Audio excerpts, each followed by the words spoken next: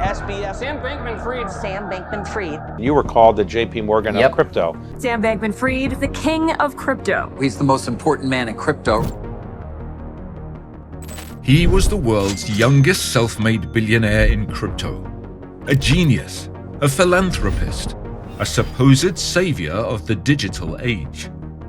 And in less than a week, it all came crashing down. We'd raised a few $1 billion over the course of the last couple of years, and we're a profitable business. I did not know that there's any improper use of customer funds. His name? Sam Bankman-Fried. And he was about to pull off one of the wildest cons in financial history.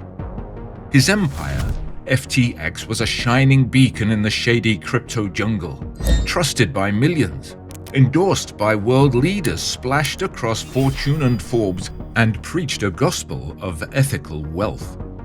But behind the scenes, something darker was brewing.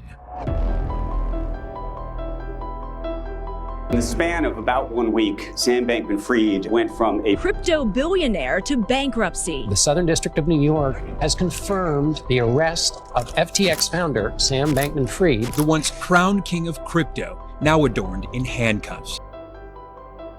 1 week, a $30 billion collapse, an arrest in the Bahamas, and now a 25-year prison sentence for masterminding one of history's biggest financial frauds. 7 counts of deception that tanked over $150 billion across the crypto market, leaving countless investors with nothing but shattered dreams. In 2021, Sam Bankman-Fried was worth $26 billion. A year later, he was broke, disgraced, and behind bars.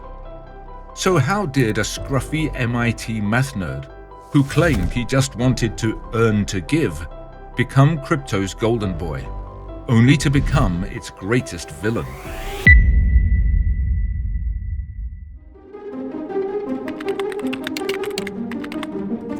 Every epic scam starts small. For Sam Bankman-Fried, it was 2017, in a cramped Berkeley apartment where a 25-year-old with a mop of hair and a brain for numbers was about to outsmart the crypto world. Born in 1992 to 2 Stanford law professors, Sam Bankman-Fried grew up in the intellectual belly of Silicon Valley. He was awkward, brilliant, and obsessed with numbers. He attended MIT, where he studied physics and mathematics. It was no surprise his brain moved faster than his mouth. After graduation, he landed a gig at Jane Street Capital, an elite high-frequency trading firm known for recruiting only the most savage minds. There, he mastered moving millions in milliseconds, learning how to exploit market gaps without raising alarms. Then came 2017. Crypto was booming, and Sam noticed something the world hadn't quite caught on to yet: a glitch in the system. Bitcoin was selling for way more in Japan than in the US, a classic arbitrage opportunity. Buy low here, sell high there, rinse, repeat. And Sam wanted to take advantage of it. But moving money internationally was tricky. Strict regulations capped transfers at $5,000. That would stop most people. But for Sam, that was just a puzzle to solve. To avoid triggering red flags, Sam recruited a Japanese grad student, opened a local bank account under their name, and quietly moved tens of millions out of the country under the radar. With $50 million raised from rich tech friends, Sam moved millions in Bitcoin daily, sometimes $25 million in a single day, raking in massive profits. Those millions became the seed for his next big move, FTX. But was this just clever trading? Or the first hint of a rule-bending streak that would eventually destroy everything?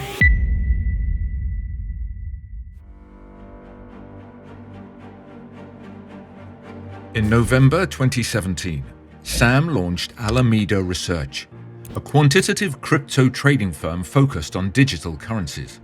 The same arbitrage strategies he'd used before? Now they had a name, a company, and a growing appetite. especially exploiting price differences between Japan and the US. It was a money machine, making him one of crypto's biggest players. But trading wasn't enough. Sam wanted to build the infrastructure, the roads, the rules, the gates. In 2019, he unveiled FTX, a crypto exchange that promised traders the world, the lowest fees, the highest leverage, sophisticated products, and clean branding. It was an instant hit right from the start, a beacon of trust in crypto's Wild West. Too perfect, maybe, but nobody asked questions. FTX exploded in visibility, celebrity endorsements, Super Bowl ads, and a genius PR play, tying the brand to the effective altruism movement. Sam portrayed himself as the billionaire who didn't care about money, a slob in cargo shorts, sleeping on beanbags, vowing to give it all away. But behind the scenes, he was building an empire. By the start of 2020, FTX facilitated $30 billion in monthly trades. That number rocketed in just a year to 120 billion transactions, and 6 months after, it ballooned to $1 trillion. All this with just 22 employees. By 2021, the company was earning $1 billion per year in profit. Sam preached the future of digital assets so well that he even got the big guns in finance investing in his vision. He had some of Wall Street's most famous names as investors and partners. SoftBank, Sequoia Capital, and even BlackRock threw their chips on the table. Legend has it, Sam convinced Sequoia to invest $210 million while playing League of Legends during the entire meeting. He ended up raising $1 billion, valuing the company at $18 billion. By 2022, FTX's valuation soared to around $32 billion, and SBF's net worth hit $26 billion, making him one of crypto's richest figures. He lived large but played it down, hiding behind a scruffy savior persona tied to effective altruism, vowing to donate his wealth to save the world. He bought a $30 million Bahamas penthouse, parted with celebrities like Tom Brady and Steph Curry, and bankrolled the Democratic Party with $40 million in donations. He even lectured Congress on crypto, pushing regulations to seem legit. The media ate it up, plastering him on Fortune and Forbes as crypto's golden boy. But when the 2022 crypto crash hit, Sam leaned into his savior act, bailing out failing firms like Voyager and BlockFi with hundreds of millions. He looked like a hero, but he was anything but. In fact, he was far from it, and it would take just one tweet to bring it all crashing down.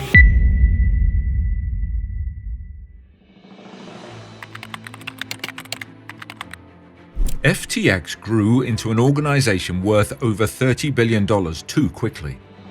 But this was a huge red flag no one seemed to notice. Its decline was even faster, and people started to ask the right questions. November 2nd, 2022, the day crypto's golden boy became its most wanted criminal. It started with a single leaked document. CoinDesk got its hands on FTX and its sister company Alameda Research's balance sheets. And what they found should have been impossible. Most of their billions were worthless tokens they'd created themselves. If customers tried to withdraw, the cash just wasn't there. Panic spread like wildfire. Within hours, everyone wanted their money back. Sam scrambled. In desperation, he announced FTX faced an $8 billion liquidity crisis and would be bought by its biggest rival, Binance. For exactly 24 hours, it looked like Sam might survive. Then Binance looked at the books and ran, essentially saying FTX's balance sheets were not healthy. Even his competitors wouldn't touch him. That's when the world learned Sam's darkest secret. Sam's empire was a house of cards. There were no separate companies. FTX and Alameda were the same beast with two heads, and both heads were eating customer money. Here's what Sam had been doing while playing the saint. He'd secretly moved $10 billion of customer deposits to cover Alameda's gambling losses. Not loans, not investments. Theft. Plain and simple. The effective altruist, who promised to give away his fortune, had been stealing from regular people, teachers, students and retirees who trusted him with their life savings. But here's the most twisted part. While Sam was bailing out failing crypto companies in 2022, playing the hero, those companies had failed because of him. Alameda had bet big on Luna, Celsius and Voyager. When they crashed, Sam lost billions of other people's money. So he rescued them with more stolen funds, hoping to keep his house of cards standing just a little longer. But it didn't work. But to understand how it all unraveled so fast, we need to look at what Sam was hiding and who was helping him to do it.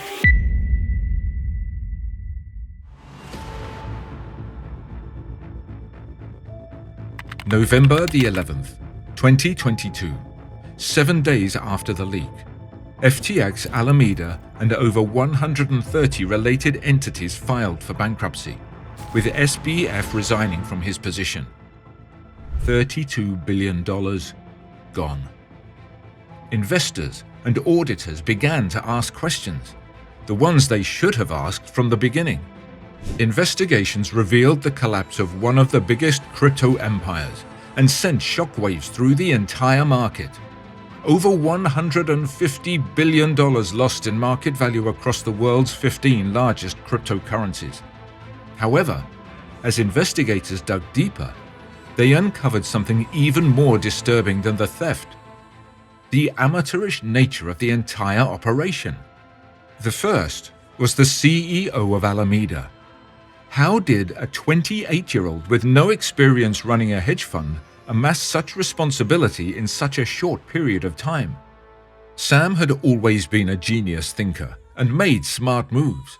After launching Alameda, he hired 28-year-old Caroline Ellison as its CEO.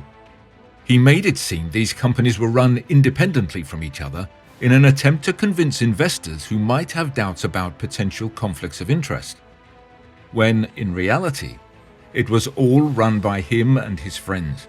In fact, 10 of FTX's top executives lived together in a 5-bedroom Bahamas penthouse, sleeping with each other, making billion-dollar decisions over breakfast cereal. It was reported that there had been a romantic relationship between Sam and Caroline, which might have influenced his decisions. Caroline, in particular, seemed to be alarmingly unsophisticated in running Alameda's trading. She famously once said she only needed high school math to run a hedge fund. High school math for a company handling more money than most countries' GDP. But that wasn't the only concerning part. Another red flag was that the head of risk management at Alameda Research had only 2 years of experience from Credit Suisse, another firm with its own shady reputation. It was also no mistake that FTX and Alameda are both based in the Bahamas, where there's no US government oversight. This helped Sam get away with his crimes, as the company itself didn't even have a board of directors and no list of employees. It also worked with an auditor who has an office in the metaverse. Not a joke, an actual virtual reality office. One former employee called it a bunch of degenerate kids playing empire with other people's money. When lawyer John Ray III, the man who handled the Enron fallout, took one look at FTX, he called it the worst corporate failure he had ever seen. Worse than Enron. All masterminded by one man and his loyal crew. But this empire of lies was about to face its final reckoning.